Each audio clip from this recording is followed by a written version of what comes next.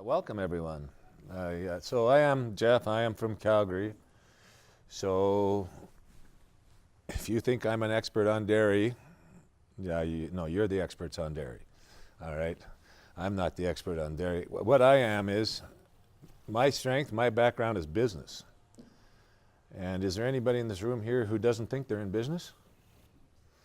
Good, because that's all I'm here to talk about is business fundamental. That's all I ever talk about. I've kind of carved out a pretty cool job with MNP. I just go to businesses and help them figure out where they're going and then help them get there.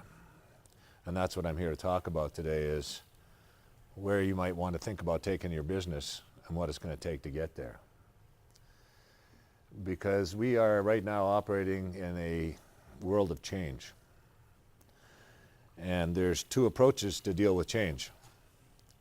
One is figure out what that change is, how it's going to affect me, and how I can better position myself, my company, my family, and the like to make the most of what those changes are. Or I can stick my head in the sand and hope like heck it doesn't hurt too bad when it hits. And as a firm, I think we as a, with great clients in this industry and the like, it's our job to give you some idea as to how you might think about dealing with what's coming down the pipe. And that's more or less the intent of the presentation today. So, we have lots of time, so if in fact I'm saying something in the midst of this that you don't understand or I'm not making sense, feel free to tell me that I'm not making any sense. I'm used to it. I live with 3 women. I get told that on a regular basis. So we're okay there. You can stop me anytime. I'm here to provoke some thinking, and I hope I help you realize that this is stuff you should be thinking about. Unless it's already stuff you are thinking about and you are doing something about, because the times, they are changing, and let's hope that we're prepared for them, because I think the changes are going to be substantial. I mean, like, how often do you get to see cattle walking down that beautiful boulevard in Ottawa like that? There must be something going on. So, is it a blessing or a curse to live in interesting times? Because you do live in interesting times. And interesting is an interesting word, but is it just a proverb, or is it going to be a curse? What's the effect it's going to have on you? But I can tell you for sure, the definition of insanity is keep on doing the same thing and expect different results. And I'll tell you what, I know lots of insane business people out there. Actually, I make my living with insane business people. It's a place I'm very comfortable with, because a lot of the businesses I work with, they just hope they can keep doing the same thing and keep doing the same thing, and things are going to change for the better for them. And they're a lot of fun, but they are in fact insane. So, anything going on out there that should concern you guys? Globe and Mail seems to think so. Last May, the Globe and Mail said, this new trade deal, the TPP, it could end the obsolete. Notice how they, a nice little Toronto newspaper could call supply management. It's obsolete. They're saying, we've got to get rid of it. That's the Globe and Mail. This isn't like the local neighborhood newspaper. Another Globe and Mail article says that TPP deal probably is going to mark the start of the end of supply management. Even restaurants and bakeries are speaking up, going, oh, they can't wait to see the end of supply management. Mulrooney puts his 2 bits worth in there, and an expert says, look, supply management must go if Canada's going to be a player in this TPP thing that they signed. So anybody who doesn't think that trade has become a worldwide issue and that the marketplace is flat is crazy. And there's a lot of excited people about this. This is an expert at a paper that I read prior to doing this presentation. These guys are actually out of Guelph, and they study this stuff all the times. And all these factors indicate a lot of stress on all the components and players in the months ahead. And you got to be involved to determine what's going to happen and follow the optimal pathways as we go down that path, because it's happening. And the forces of the marketplace are stronger than any one of us. So to think that you're going to be able to fight the forces of the marketplace and win, you're out of your mind. But what does it really mean, and what can we do about it, is the important piece. So agriculture is changing. And it is changing, and it's going to change more. And old thinking doesn't work. We need new thinking. We need a new plan of attack. So in other words, we can't just keep our head in the sand and hope it's going to work out. So we need a plan of attack. Each one of it, whatever your business, wherever you sit, whether you got another generation coming up, or you're looking to sell in the not too distant future, or you're hoping to run another 10 good, whatever. What's your plan? Because somebody a lot more knowledgeable than myself is going to be talking about a little wee change in the Tax Act that says, if you don't make some changes to your company by January 1st, we got a whole new way we're going to tax the crap out of you when it comes time to dispose of that lovely thing called quota. Because there's a one little letter change in the Tax Act that changes how you're going to be taxed completely, be there a transition of ownership. And if you don't know that, you're setting yourself up to actually face a credible tax burden that you were unaware of. But that's going to get talked about later. Because after I was done my presentation earlier this week, somebody asked me a very technical question about the industry, and I of course handled it in the way that I should handle it, going, you need an industry expert to talk about that. And that's when we had the other folks in here that know what they're talking about, talk about the industry. I'm here to talk about business. These fundamentals that are affecting your business are affecting a whole lot of other businesses that are out there too. These are just the fundamentals. So when change is coming and it's obvious, good operators figure out, what does that mean? What does it mean to me? How does it affect my situation? What should I do about it? And how am I going to go about doing that? And most people don't know where to start. And I'm here to help you a little bit. But before we get rolling, there's one guy that had this all figured out a long time ago, Yogi Berra, because he knew that, you know what, the future ain't what it used to be.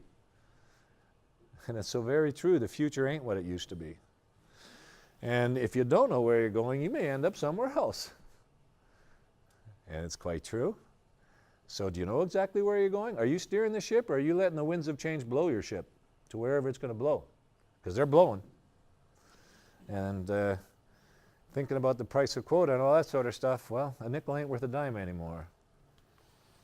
And this is a joke nobody ever gets. So if I'd got here earlier enough, I was going to take this joke out, because they did ask the general manager and head coach of because this football team used to be just terrible. And they talked to him about execution, because I'm here today to talk about strategy and execution. And when they talked to John McKay about execution, because they asked him about his team's execution, and he said, well, quite frankly, I'm all in favor of it. Well, he's got a couple chucks about this one. That's the best I ever did with that one. But let's talk about execution, because this is one of the best stories of execution in history. And I actually got the story a little bit better last time I told the story, because somebody came up and said, who is actually knows how the story really went. So I've got some new facts. I don't need the facts all that bad, but I got some facts, and I'll share them with you. Anybody have a clue who this very dapperly dressed individual is?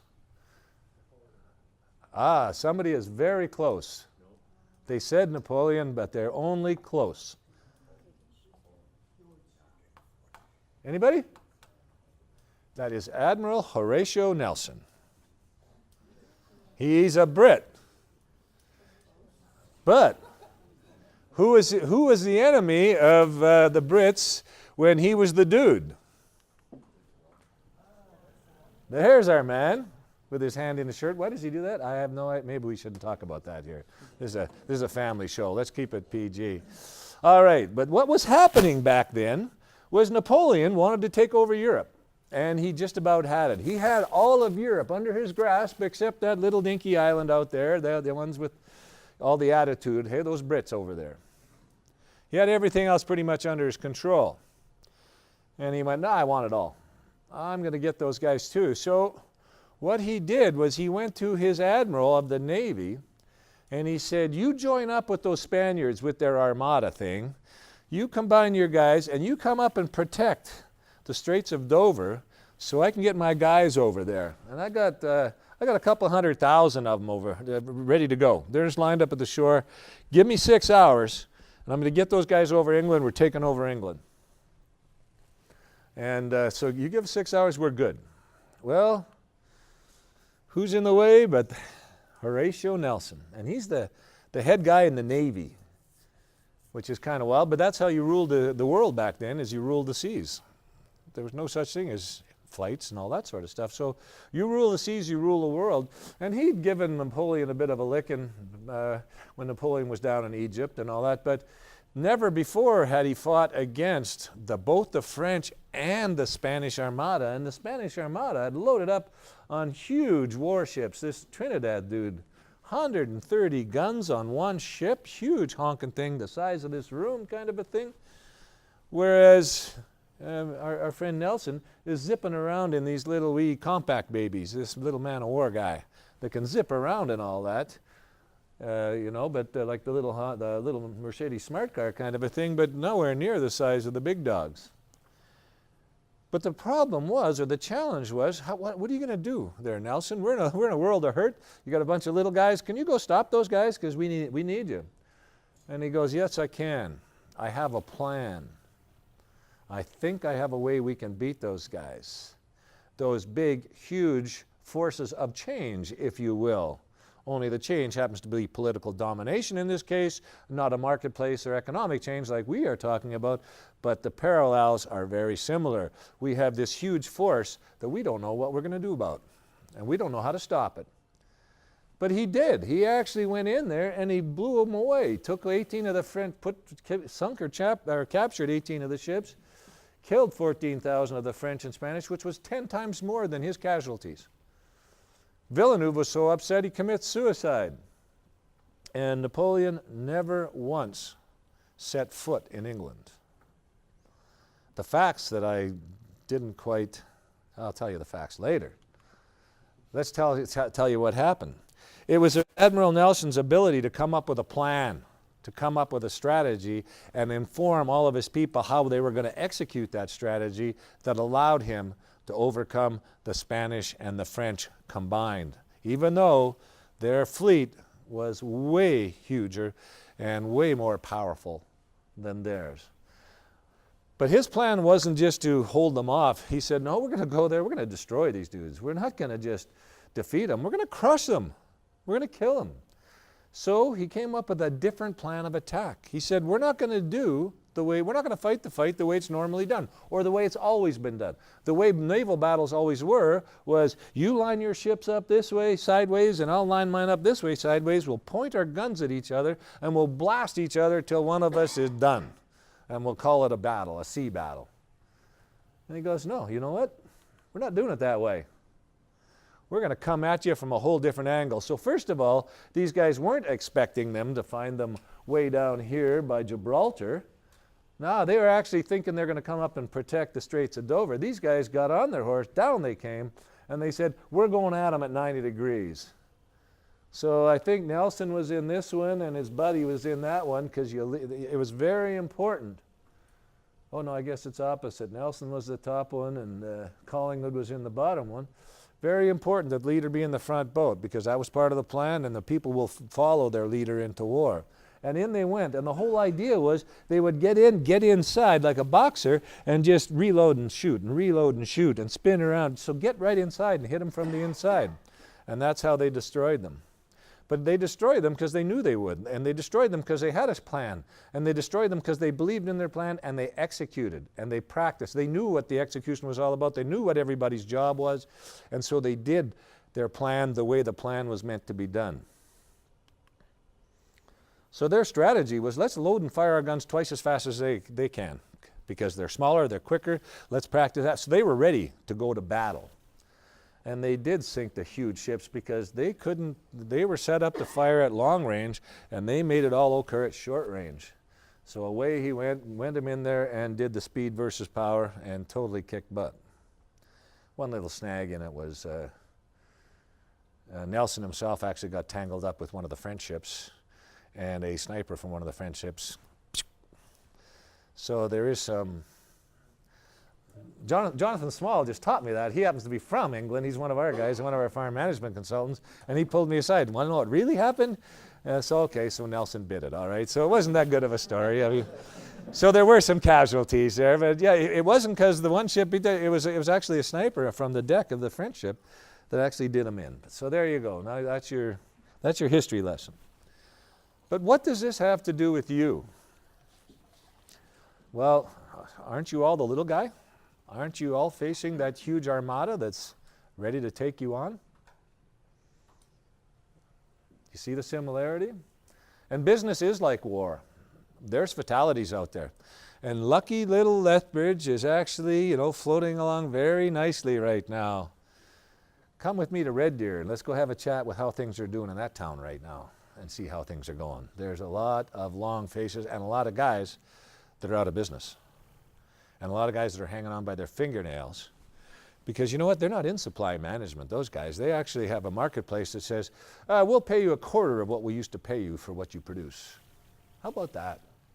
And I'm going to grind you on every nickel and every... So the oil patch right now is absolutely hurting. And a lot of them are really rethinking their approach to business. And just like war, there's a bunch of fatalities. And it hurts. It's very painful. So there's some real losses out there. You don't want to find yourself in that position. So then what are you doing about that? What are you doing to make your position? What is your battle plan? How are you going to fend off these huge forces that are out there? Do you think you're invincible like Napoleon did? Do you think nobody can come and get you? Do you think it's not going to affect you? Is your head in the sand? That's what I'm here to ask. I'm also here to ask, what are you planning to do about that? Because aren't we much like the British Navy, whereby we're smaller operators, we're nimble, we're quick, we can do things, we can make changes? If only we knew what those changes were. Is it perhaps time to figure that out? What is your plan? So to give you a bit of example of scale, I've done work with the egg producers in the past, no work in dairy really. And the first thing I found out is scale. So the size of the average American operation in the egg industry is equal to the entire industry of Alberta. You want to talk scale? Every individual operator, average-sized operator in the U.S. has the same production as the entire Alberta egg industry. And don't think it's any different in the game you're playing in terms of scale. So let's talk about strategy and execution, because it could be the difference between winning and losing, struggling, being quite all right, thank you very much. I'm not here to scare the crap out of folks. I'm saying get ready. Make the changes that need to be made. You're sitting in a beautiful position right now. Use that position to move yourself to where a better position might be so you're even stronger going forward. Are you playing to win, or are you playing to not to lose? Or are you playing to hope to not to lose? And if you've known people that have lost in business, just think about how much they enjoyed losing. So, if you're going to win, why should you? What is it that you're doing that makes you better than the others that are out there? That allows you to say, no, I'll be fine. There'll be other casualties, but I'm perfectly safe. Because I am what? What are you doing that makes you that much better? That much more nimble? That much more deadly? That much more successful? So are you good enough now? Or what are you doing about it to make sure you are resilient enough, positioned well enough, strong enough, successful enough, protected enough? And how do you know? Like, how do you keep score? What should you be watching out for? And what should your plan look like? Or are you doing like a lot of the businesses that I deal with, playing golf without holes? And what I mean by that is, I know lots of businesses, they show up every day and they do what they did yesterday. And then tomorrow they do the same thing again. Tomorrow they do the same thing again. I go, where are you going? What are you doing? I'm just whacking. Just doing what I always did. and hoping that it's going to work out. So the people in the know say, if you're going to be successful in today's business world, whatever business you're in, you need to be an architect. You need to have a plan. You need to have a step-by-step strategy as to how you're going to execute that plan, so you can move from exactly where you are to where you think the best place is for you to be, given what's going on and what the future is going to hold. But how many of us are doing that right now? And the winds of change are howling, as led by the Tax Act, as I just said. So the truth is, if you don't know where you're going, if you don't have that end state in mind and a plan to get there, you're not going to know how to get there because you don't know where you're going. And you don't know how much progress you're making because you don't know where you're going, so how can you measure progress? And you'll never know when you arrived if you don't know where you're going. So like the far side here, there they are. They're just entering the middle of nowhere. And it's just going to get worse. So rather than stand up here and go, are you ready? I think it's part of my job to say, well, then what should we be doing about that? This is what you should be doing about that.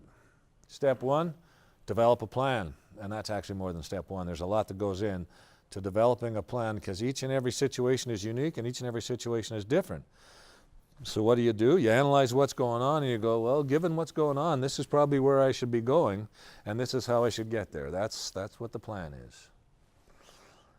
And then within that plan, figure out, what do I have to get right for this plan to succeed? What are the things I have to work on to make sure that I am successful? And then another very important piece, how would I measure that? What would I use to indicate that I'm actually progressing towards that success? Then once you've figured out where you're going and what you need to get right and how you're going to measure it, you implement and follow the plan. And while you're doing that, you measure and manage your results to make sure that you're maximizing and hitting those targets and those expectations in the various elements of your business to make sure your business is getting to where you need it to get to. And while you're measuring and managing, you're evaluating. Am I on course? Are we getting stronger? Am I doing the right things? Do I need to change what it is that I'm doing to be more successful? So you're thinking the entire time while you're managing and while you're executing, and you're evaluating, and you're always going to find ways to improve what you're doing so you can get better and better all the time. And it's not just you personally, it's whoever you have working with you within the operation. The best ideas for change and improvement come from the people doing the work. But we have to be pointed in a direction so that we can find better ways to get there. If there isn't a there, do whatever you like. Hope it works out for the best.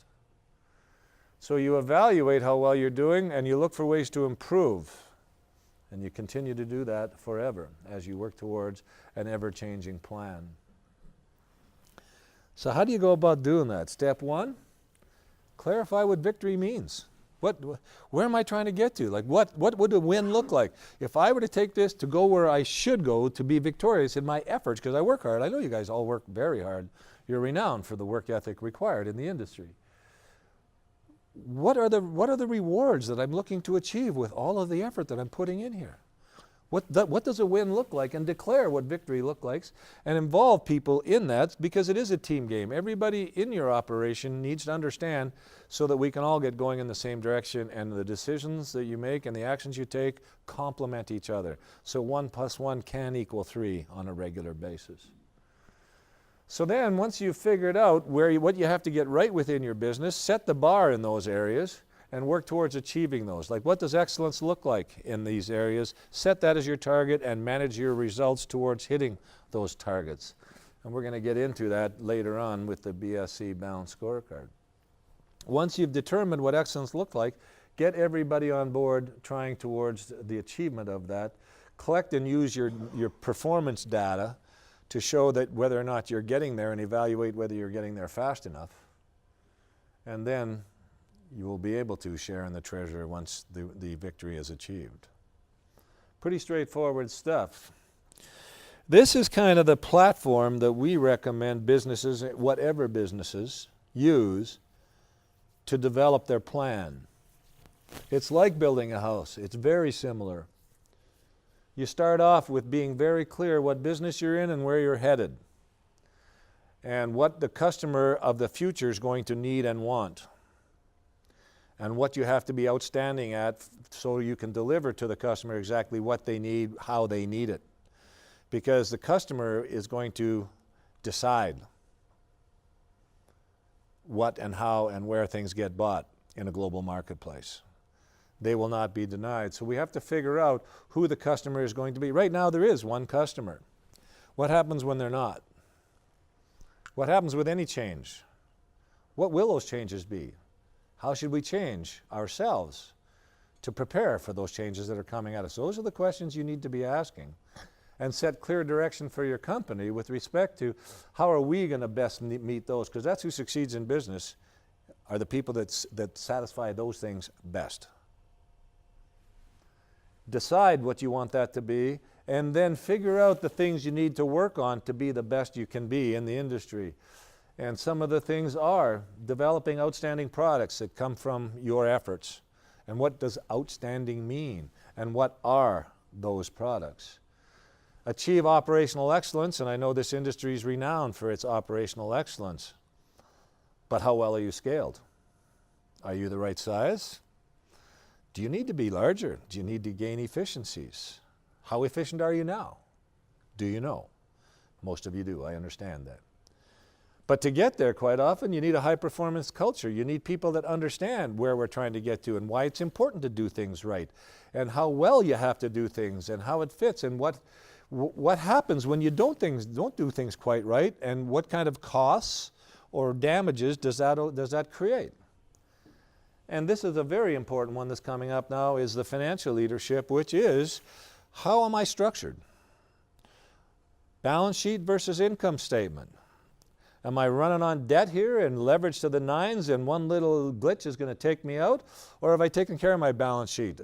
Am I looking after my debt level so that I can weather a little bit of a storm because I've actually invested in this company and it allows me to survive in more turbulent seas? And then in pursuit of those, which is your key result areas, you have to have the engaged leadership and the communication in behind it, and the values that make you the kind of companies that you're running right now. All of this is required for companies to be as successful as they can possibly be. How much of this structure do you have in your business? Do you have these focuses whereby we're making sure that we're getting better at all of these things all of the time? What is your plan to improve in each of those areas all of the time? How do you manage that? What are you measuring to make sure you are getting better? Or is it opinion? Or are we assuming we are getting better? And we all know assume does. So that's what this is basically a discussion on balanced scorecard. All right, if we were to look back at this, these are more or less the fundamental areas of balanced scorecard, and these are the operational things that you can manage within your business. So better explaining balanced scorecard, I read it from the bottom to the top. What is it that I need to do to help the people, including myself, to understand what's going on so I can know more, understand better, see better, be more clear about where we're trying to get to? What more do I need to know, and what do I need to develop so what's going on in here is as strong as it can possibly be? And that means not just in me, with everybody in our company. Do we know what we're doing, and do we know where we're going? And are we all agreed? Because it's only when we have the right people with the right understanding and the right infrastructure and the right technology and all that we can actually start to work on our operations and get this outstanding operational efficiency that I know that you all strive towards and do a damn good job of. Because you're going to have to be really good at this to be able to meet the needs of tomorrow's customer, because tomorrow's customer is changing. You're not going to have just a great big old tanker that you just put all your stuff in and go, where's my money? The world is changing. We don't know exactly how it's going to change, but it's going to be changing. And it's how well you get this prepared to manage this to its ultimate of efficiency, that we do the best job that we can do here that will allow us to succeed in this arena here. And there's all sorts of implications across the board in all those areas. But the thinking is that your knowledge and your capacity and your internal understanding of what we're doing and where we're going will help you set up your operation to run it exactly the way that it needs, so that you can give the customers what they want when they want, and with that will drive financial success. A lot of people try to run their business based on their financials. The financials are the score after the game is played. The game's over by the time the financial results roll in. You need to be looking at your leading indicators, because they drive those results. And how well are we taking these parts of your business apart to make sure that we're going to match the new economy? So the work that we're doing with companies, no matter what industry you're in right now, is we find out the most important things that you can possibly be achieving. And usually it's a big whack of happy customers getting exactly what they want, achieving, state of the industry operating costs, in other words, being as efficient as possible, and also having the best team, the most skilled team, and the most motivated team you possibly can, so that you're hitting your numbers and the profitability is there. And how do you do that? You do that by working on the various elements of your business with each of those focuses. So it's kind of a matrix management perspective of how to build a great business. So the balanced scorecard applies to every business. 65% of the Fortune 500 use balanced scorecard. Why do they use balanced scorecard? Because back in the old days, let's use a little company like Enron that maybe some people heard about. Enron was the biggest client of a company that no longer exists, Arthur Andersen. And Arthur Andersen makes MNP look like a backwoods bunch of hillbillies in comparison. They had the highest, biggest clients around the world and all this, one of which was Enron. And they were so deep into Enron, they had all their accounting work, but that was their biggest consulting client. So when it came time for the financial guys to do the audit, Anderson had no choice but to say, oh yeah, because of all that consulting we're selling you, we're doing great. These numbers are just fine. Nothing to worry about. When the truth of the matter was, they were in a world of hurt and ended up going down the drain. Because, first of all, the financials are lagging indicators, but second of all, with all today's accounting procedures and all that sort of stuff, you can sometimes make those numbers say whatever you want them to say, all the various different ways, off balance sheet stuff, and that's exactly what was going on. So you didn't see the true debt or any of that sort of stuff. So the reason I'm telling you this story was there was a hue and cry from the marketplace going, if I'm going to invest in companies, I can't just trust the financial data that I see out there. I need to know deeper into that company what's going on. And the stuff that you need to know in companies and what is going on is you need to know how good their business fundamentals are. In other words, are they clear about where they're headed? Who are their customers? How well are they growing that? And what's the relationship between this company and their customer base? How stable and how strong is it today and going forward? How efficient are they and how good is their quality? And quality is, of course, the consistency in their production. So is the volume there? Is the quality there? And do they have the right people with the right knowledges doing the right things that are staying there with a great team that we know can be sustainable going forward? And so therefore, are the leading indicators in good shape as well as the lagging indicators? Because this can be played with, but all of these things affect that. So if you've got a really good idea as to how well these things are, you'll know how good a shape the company is in and what kind of financial results they should be ringing up. The message to you is, how well are you managing all of the balanced scorecard as opposed to just using your financials to tell you how well your business is doing? So we try to keep it even simpler. On the customer side of things, to be a successful business, you got to get the customers you want, you have to be good at getting them and keeping them. In other words, your value proposition has to be stronger than your competition. Right now, you might not think you have any competition. In the future, you just might have some competition. So your value proposition has to be stronger. And the value proposition is, what are you going to sell me for what price?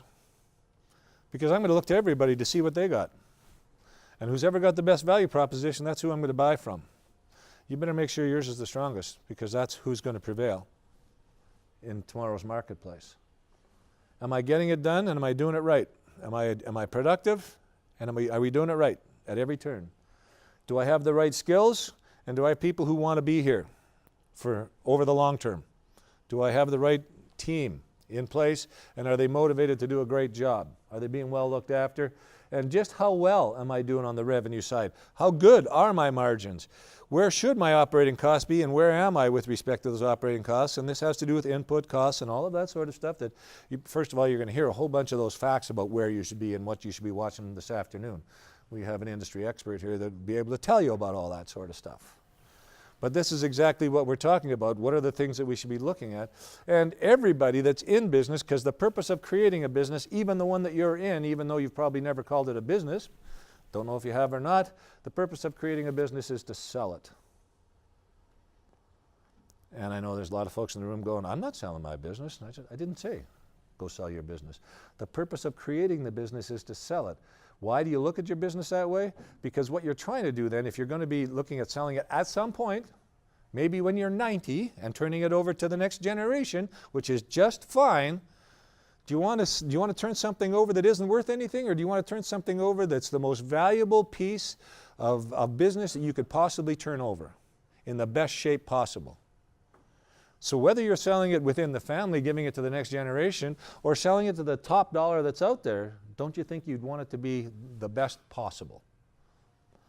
And how do you do that? You manage all of these things all the way along so that you end up with the best business possible. And why wouldn't you do it anyway? Whether you're going to sell it today or when you're 90. You should be doing it anyway. That's what business is for. That is the great game of business. So why should I keep score?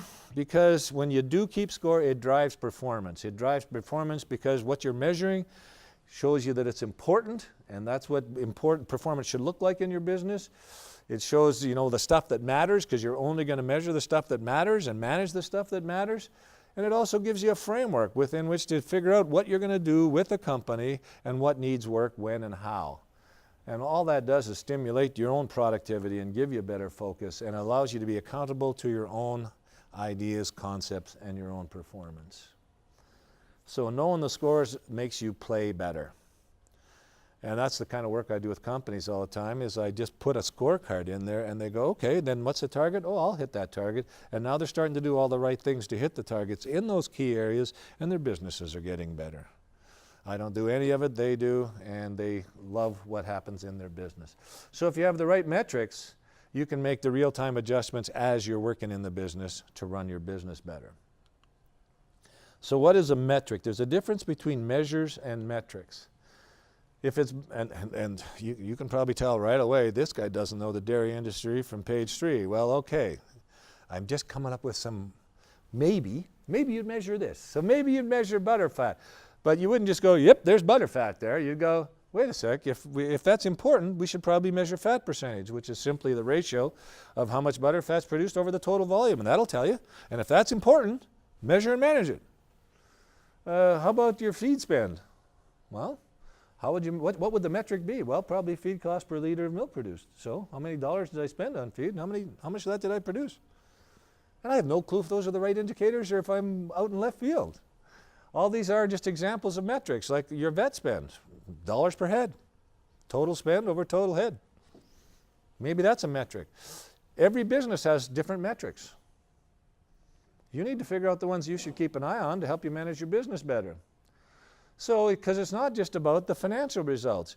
You got to look at your product and how well it's going. You got to look at your processes to see how well they're going. You got to look at your people to see how well they're doing, so you can manage all of them really well, because they all drive the financial stuff. So it's not just revenue minus expenses equals profit. There is a lot more. Okay, so what metrics do you need? Well, here's some characteristics. You need some financial metrics, you need some non-financial metrics. When you start to use metrics, they add way more meaning to the measures, okay? Like, because now you're starting to see how well, there's targets involved. So you're not just measuring, you're aspiring towards a level of performance. And it shows your results, not just that you're busy or that you're working hard, it's how well you're doing what you're trying to do. What you want to use is easily accessible data, so you probably have most of the data you need on your operating systems already, given how technical and how strong technology is in the industry now. There's probably a lot of metrics that you have available and you're already using. But you don't want death by measures. This isn't about creating a whole bunch of work for yourselves. You work enough. What data can we use? And let's get it measured and reported at regular intervals so we can be checking in all the time. How are we doing? How are we doing? Real time. And we track over time to see if we're getting better or worse. And so that's how you manage profitability. That's your lagging indicator. You manage all your leading indicators, which will then drive your lagging indicator, which is the financials. So your profitability is going to determine what metrics you use in each of those areas and the targets you set, and then how well you perform in pursuit of those targets. Because all of those areas need to be in good shape for your business to be in good shape. So the reason you do it is to show the progress you're making. You want actually, in the best case scenario, you want to use the data to reinforce the good work you're doing. It's not to catch your team doing things wrong. It's meant to show, hey, look at this, we're doing it right. We're on it, guys. Because that becomes very motivating. And you aspire to become outstanding in those areas. And you only use the metrics from critical success factor areas, which I was describing around balanced scorecard. They have to be critically important. Otherwise, it's a waste of time to measure and use them as management data. So you tie them to your strategy. And your strategy is basically, where are we going? How good do we want to be? And your metrics outline that. So once you hit those numbers, you're becoming the company that you've said you wanted to be.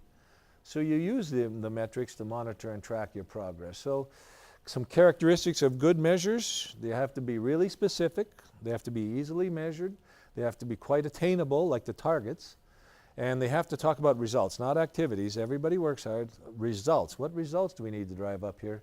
By when? Those are the keys. How many should you use? It's up to you. The rules of thumb that you should follow are no more than you can keep in your brain, because it's your brain we're after. We want stuff to be important to you, because you have to focus. So you don't want 1,000,000 of them, because your brain can't hang on to all that stuff. So how many can you use and keep your eye on and have them be important to you is about how many you should be using. Death by numbers is not the objective here. All right? Focus on what matters most. And how often should you measure? Well, that's kind of up to you too. How current do you want to be? You've all seen operations that measure their activities every day. Those tend to be sweatshops where people are kicking people's butts and going, work harder, work harder, work harder. That's not what we're after here. But there's a reason why people set targets out there. There's a reason why when you go to Costco, they actually put on the wall how many memberships were sold. They track that. Do you think that drives membership sales? Well, it does. And that's the whole reason why you set metrics, is you pay attention to them, and just by paying attention to them, you achieve those targets that you set. So you want to have short-term intervals of evaluation to make sure you're going in the right direction. So then, all right, so we've got the strategy, we've got the metrics. How do we execute? All right, so first of all, you need a strategy that's unique to your situation. What best suits me? Where do I want to go? And what does that mean from where I am now? Because everybody's in a unique position and they want to get to a unique position. Where do I want to get to, and what do I have to change here to get there? And that's what your plan has to be. As my buddy yesterday said, it's all about liberty and context. I go, what are you talking about? Liberty is, where do you want to be? You want to be free? You want to be where you want to live? What is that? And the context is, what does that mean to you? So where do you want to get to, and why? Because where you want to get to is different from where you want to get to, different from where you want to. So what does that look like for you, and what's important to you? Because that's the context. Let's get at that. Your plan should be to get there. Then you need candid dialogue with the people that are involved, and that's the people in the family, the people in the operation, your advisors, your banker. You need to talk to folks to say, here's where I'm headed and I need your help. What can you do to help me get there? And then let's get dead clear about who's doing what and what we're going to be accountable for as we get there. And then, okay, now we're ready to roll. Let's take some bold action. Let's get after this. Let's take our head out of the sand. Let's get on this, and let's start implementing this. And be visible in leading it, because people tend to follow the leader, or if there isn't one, they ain't following nothing, and you're not going anywhere. So this is a way of looking at it. The unique strategy starts to build excitement. Could we get there? Is that what we want to do? That's very cool. All right. So let's talk about it. What does that mean? What does it mean for you? Do you realize what the changes are? Do you realize what that's going to feel like? And through that, you're going to build engagement, because now you're doing it with people and they're involved and you're aligning this. That's what engagement is. First of all, you have to understand it, but then you have to believe in where you're going and what you're trying to do. And once you've got that engagement, you can outline roles and accountabilities and say, okay, but it's going to require that you're doing this and you're doing that. And if the last 48 hours is any indication, quite often you need to revisit that roles and accountabilities, because my wife seems to think that I'm not home enough these days. And so we've had some really candid dialogue around our roles and accountabilities and that sort of stuff. Because I got home at 11 o'clock last night and I had to be here by 9 o'clock this morning, and we're going to Phoenix tomorrow. And she's going, what's up, buddy? Like, we got to revisit these roles. I mean, like, why am I doing all this sort of stuff? Expect the same sort of thing when you're trying to do big changes within a company or within your family setting and that sort of stuff, is you're going to have a lot of chats about this, because we need everybody committed before we're going to take that bold action and actually have it come to fruition. So if you're a fan of this and if it makes some interest to you, I mean, it looks like somebody named Covey has learned how to make some more money at this. This is a recent publication, and it's the 4 pillars of execution. They've spun things a different way, but they're more or less saying exactly the same thing. Focus on exactly the results that you want. In other words, those critical success factors. Act on the leading measures, which is the activities. What activities do we need to take to get there? Throw a scoreboard up. In other words, measure what you're doing to see if you're getting better or not, and let's have a cadence of accountability to make sure we're doing what we said we were going to do. So if you like this stuff, there's an easy little resource to pick up, and they'll tell you about how to execute on a strategy that you're able to develop. So for $15, you too can be an expert. So how do you make it work? Create the strategy. Boom. First of all, do you have one? If you don't, you got to build one. Doesn't have to be complex. It can be pretty straightforward. A napkin has been used many times in the past. I'd recommend something a little more substantial. But you need to clarify. What do you need to become? What do you want to become? Where do you want it to be? How big is that? How much is that? What would that cost? Are we using debt here? Who's going to be in? What generation? What's going to be required? What's the share structure like? How do we handle this thing? Because there's this thing called capital gains out there that you're going to have to learn a little bit about. All right? So you need to have a plan that shows why you should win. Then it's time for the bold thinking. Okay, so how are you going to lead? What are you going to do to make this happen? Because people are looking for leadership, because this is change. And change scares the crap out of people.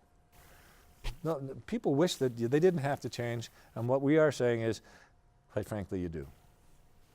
So get people engaged, lead from the front, because anybody can do that part. Because like growing up in my household, my father's line was, oh, motivation? You want some motivation? Bend over, I'll give you some motivation. So I don't recommend that as a management style. So use the metrics. Small little incremental changes, because none of you people are running an organization that's broken. Same like the companies I go to work with. They're not broken. They're just not performing to what they could be if they had aspired to a higher level of success. Start to measure the things that would get you there, and what happens is by measuring them, you get better at them. The things you measure, you get better at, and pretty soon, a whole bunch of those little changes add up to the big changes that you're looking for, and that's how you get there, one bite at a time. So how do you get started? Look out in the marketplace. See what's going on out there and recognize the forces of change are stronger than you are. And figure out what that means.